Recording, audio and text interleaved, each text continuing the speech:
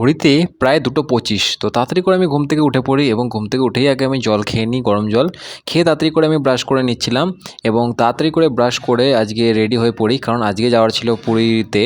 তো তাই জন্য বন্দে ভারত ধরবো বলে তাড়াতাড়ি করে বাড়ির থেকে প্রায় 3টের মধ্যে বেরিয়ে পড়ি। তো 3টের মধ্যে বেরিয়ে আমরা প্রথমে চলে যাই ব্যান্ডেল স্টেশন এবং ব্যান্ডেল স্টেশন থেকে আমরা হাওড়া লোকাল ধরে আমরা প্রথম গন্তব্য ছিল হাওড়া যাওয়া, কারণ হাওড়া থেকে বন্দে ভারত ছাড়ে। তো তাড়াতাড়ি করে আমরা এদিকে ট্রেনের জন্য ওয়েট করছিলাম, আর মামারাও সবাই চলে এসেছিলো। তো তারপরে আমরা দেখতেই পাচ্ছ ট্রেন পেয়ে যাই, আর সকাল সকাল ট্রেনে করে যাচ্ছিলাম সবাই মিলে।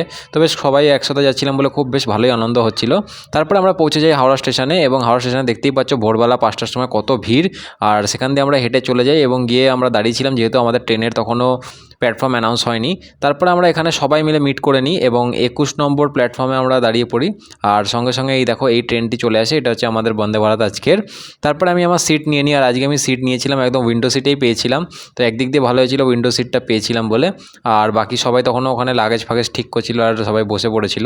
তারপরে ট্রেন চলতে না চলতে আমাদের নিউজ পেপার দিয়ে দেয়, যেটা আমি নিয়ে নিই এবং তারপরে চলে আসে সকালের চা আর হচ্ছে বিস্কিট। তো তাড়াতাড়ি করে খেয়ে নিই, আর তার মধ্যেই দেখতে পাচ্ছ ওয়েদারটাও কি সুন্দর হয়ে যায়, তো ওয়েদারটা আরও ফিল নিই। তারপরে এদিকে দেখতে পাচ্ছ চা রেডি করে আমি খেয়ে নিই।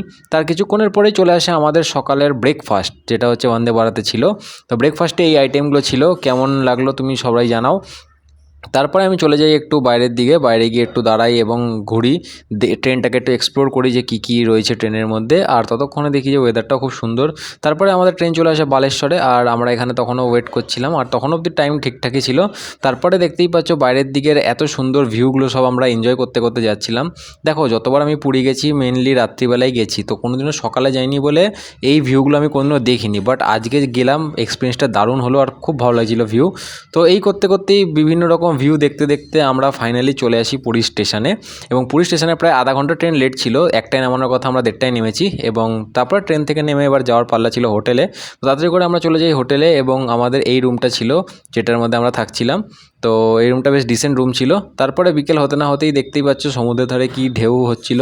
তো আমরা সবাই বেরিয়ে যাই একটু সমুদ্রের পাড় থেকে ঘুরে আসার জন্য, আর এদিকে আমি ঘুমিয়ে পড়েছিলাম, তাই ঘুম থেকে উঠে চলে যাই সমুদ্রের পাড়ে। আর সমুদ্রের পাড়ে গিয়ে দেখি যে কত লোক রয়েছে স্নান করছে, আর কি সুন্দর ঢেউ হচ্ছে, আর মেঘ করে এসেছিল।